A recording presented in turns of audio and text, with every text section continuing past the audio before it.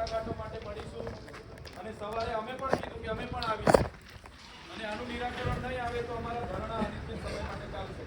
આ વાત હતી. આ વાતને લઈને હમણાં પણ આપણે બેઠા છે. એકવાર આપણે એમને હમણાં પણ પૂછી લઈશું.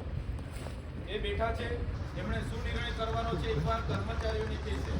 બીજું કે જેપી ગ્રુપ છે, જયપ્રકાશ ગ્રુપ, એમાં કેટલાક કર્મચારીઓ બેઠા છે. જયપ્રકાશ ગ્રુપમાં એ લોકોએ 35 વર્ષ નોકરી કરી છે, પોતાની સેવા આપી છે. એવા લોકોની આ પગાર સ્લીપ છે. આ પગાર સ્લીપમાં એમને 31 દિવસ એ કંપનીમાં કામ કરાવવામાં આવે છે. 31 દિવસનું કામ કરવાનું ગુજરાત સરકાર કે કેન્દ્ર સરકારનો કોઈ પરિપત્ર નથી, છતાં મહિનાના 31 દિવસ કામ કરાવવામાં આવે છે. આ પગાર સ્લીપ છે. તળવી રોહિતભાઈ ભાનુભાઈ, એમને 31 દિવસ આ જ વર્ષે એવી આ બધી પગાર સ્લીપ બધાને મહિનામાં કોઈને એક પણ દિવસ રજા મળતી નથી. અને સરકાર એવું કહે છે કે 26 દિવસ જ કામ કરાવી શકાય. એના પરિપત્ર, એના કાયદા એવું કહે છે કે 26 દિવસ જ તમે કામ કરાવી શકો. અગર 26 દિવસ પછી તમે કામ કરાવો છો તો એના ઓવરટાઈમના 2 ગણા તમારે પેમેન્ટ ચૂકવવું પડે. સરકારના ધારાધોરણ નીતિ નિયમ એવા છે કે 20 દિવસ પર 1 દિવસની વગર પગાર કપાતે લીવ મળે, 26 દિવસ પર 1.5 દિવસની વગર પગાર કપાતે લીવ મળે. તે આ કંપની કરતી નથી અને જેપી કંપની દ્વારા 31 દિવસ ફરજિયાત કામ કરાવવામાં આવે છે. કોઈ કર્મચારી રજા માંગે છે તો એને રજા માંગવા જાય એને કાઢી મૂકવાની ધમકી આપવામાં આવે છે. બીજું કે પીએફ ફંડ, જેપી કંપનીમાં કામ કરનારાઓ 35 વર્ષ સુધી સેવા આપનારાઓ, 32 વર્ષ સુધી સેવા આપનારાઓ, 30 વર્ષ સુધી સેવા આપનારાઓના પીએફ ફંડ એમના ખાતાઓમાં આજ દિન સુધી જમા થતું નથી. સરકાર એવું કહે છે કે 12% પીએફ કોઈ પણ એમ્પ્લોય હોય એને 12% પીએફ આપવાની જવાબદારી પોતાના ખાતામાંથી 12% કપાય, પોતાની સેલરીમાંથી, અને 12% પીએફ સામેની કંપની જમા કરે એમ કરીને 24% પીએફ એમની પોતાની પાસબુકમાં, પોતાની પીએફ બુકમાં જમા કરાવવાની સરકારમાં જોગવાઈ છે. ઉમંગ નામનું સોફ્ટવેર બન્યું છે. એ ઉમંગના સોફ્ટવેરમાં ઓલ ઇન્ડિયાના લોકો પોતાના ખાતામાં કેટલું પીએફ જમા છે જોઈ શકે છે. આ કંપનીના કર્મચારીઓ પોતાના દીકરાનું લગ્ન હોય, કોઈ બીમાર પડે કે કોઈને ભણાવવાની ફી ભરાવવાની હોય ત્યારે પીએફની માંગણી કરવા જાય છે ત્યારે આ કંપની દ્વારા પીએફ આપવામાં આવતું નથી. એમની પોતાના ટ્રસ્ટમાં પીએફ જમા કરવામાં આવે છે અને જ્યારે કોઈ પીએફ માંગવા જાય એના મેડિકલના સર્ટી, એના લગ્નના દાખલા, આ તે ફલાણું કરીને બહાનો કરીને આજ દિન સુધી એમનું પીએફ આપવામાં આવતું નથી, જે ખૂબ જ ગંભીર બાબત છે. બીજું કે જેપી કંપનીમાં જે લોકો 35 વર્ષ સુધી નોકરી કરી છે એમની પણ પગાર સ્લીપ છે. 35 વર્ષની નોકરી કરનારના કર્મચારીના પણ આજ દિન સુધી મિનિમમ વેજીસ પ્રમાણે એમના 12,098 રૂપિયા છે. વિચાર કરો તમે, જે લોકો આજે જોઈનિંગ કરે, 1 મહિનો થાય ને એને બી સરકારના મિનિમમ વેજીસ 1948 મુજબ એમને લઘુત્તમ વેતન ધારાની અંતર્ગત સેલરી આપવી પડે. એની જગ્યાએ આ કંપનીએ 32 વર્ષ 35 વર્ષના લોકોને પણ 13,000 12,000 ચૂકવે છે. ઇન્ક્રીમેન્ટ કાં ગયું? દર વર્ષે સરકારનો નિયમ છે, પગારના ધારાધોરણ મુજબ કોઈ પણ કંપની હોય, કોઈ પણ ફેક્ટરી હોય, ફેક્ટરી ડિસ્પ્યુટ એક્ટ હોય કે ગ્રેજ્યુટી એક્ટ હોય કે લેબર એમ્પ્લોય એક્ટ હોય, એમાં જોગવાઈ છે કે કર્મચારીને દર વર્ષે એની ઇન્ક્રીમેન્ટ મળવું જોઈએ, પગાર વધારો મળવો જોઈએ, મોંઘવારી ભથ્થું મળવું જોઈએ. તો અહીંયા આ જેપી કંપની દ્વારા જે પણ કર્મચારીઓ છે એને સિનિયોરિટી પ્રમાણે, એના કામની પ્રકાર પ્રમાણે હજુ એમને પગાર વધારો મળતો નથી. એટલે સાથીઓ, આ આપણી હકની વાત સરકારના ધારાધોરણમાં રહીને, એના કાયદામાં રહીને આપણે માંગણી કરીએ છીએ. આપણે કોઈનું ખોટું માંગતા નથી. આપણા અધિકારની વાત છે. જે 32 વર્ષ સુધી તમારી સેવા કરી છે એમને પગાર વધવો જોઈએ. તમારો પગાર 8,000 થી લઈને તમારો પગાર આજે 3 લાખ રૂપિયા થઈ ગયો છે અને અમારો કર્મચારીનો પગાર આજે પણ મિનિમમ વેજીસ પ્રમાણે 12,000 તમે આપો છો. એટલે આ શોષણ અમે ચલાવી લેવાના નથી. આ કંપની જ્યાં કામ કરે છે, સ્ટેચ્યુ ઓફ યુનિટી હોય, ત્યાં જેપી કંપનીના કર્મચારીઓ એ બધા લેન્ડ લૂઝરો છે. એમની જમીનો આ નર્મદા સરદાર સરોવર પરિયોજનામાં ગઈ છે. આ જેટલા પણ લોકો ડ્રાઈવરો છે એ 6 ગામના અસરગ્રસ્તો છે, એમની જમીનો રસ્તા માટે ગઈ છે, આવાસો માટે ગઈ છે, ભવનો માટે ગઈ છે, વિયર ડેમ માટે ગઈ છે, સ્ટેચ્યુ ઓફ યુનિટી માટે ગઈ છે. અમારા લોકોએ જમીનો આપી છે અને સરકાર રોજગારી આપવાની વાત કરે છે અને રોજગારીમાં પણ આ રીતના તમે શોષણ કરો છો. એ શોષણ હવે અમે ચલાવવાના નથી. અમે ચલાવવાના નથી. અમારા ધરણાના કાર્યક્રમો આગળ પણ ચાલશે. 1 મહિનો અહીંયા બેસવું પડશે તો 1 મહિનો કર્મચારીઓ બેસશે અને અમે તમામ લોકો અહીંયા આવીશું, એમને સમર્થન જાહેર કરીશું.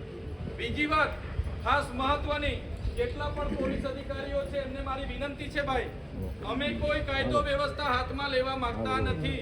આ લોકો 6 દિવસથી અમને ગોળ ગોળ જવાબ આપે છે, અમને મૂર્ખ સમજે છે, અમને ટાઈમ પાસ કરાવે છે, અમને યોગ્ય જવાબ આપતા નથી.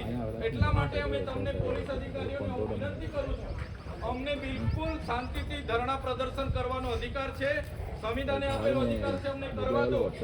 અને અમને જરા પણ છંછેડવાની અને અમને હેરાન પરેશાન કરવાની જો તમારી કાર્યવાહી અમારા પર હશે તો આજે આખું ગુજરાત અને આખા આજુબાજુના આદિવાસી વિસ્તારના લોકો જોઈ રહ્યા છે. અમને ખોટા કેસની અમને ડર નથી. અમને તમે મહિના 2 મહિના જેલમાં નાખશો એનો ડર નથી. અમે અમારા લોકોના ન્યાય માટે અહીંયા બેઠા છે.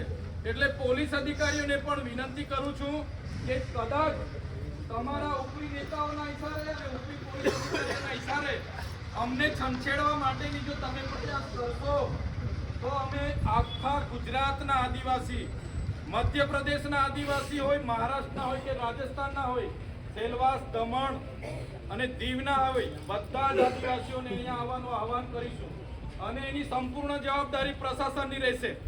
અમે શાંતિથી બેઠા છે.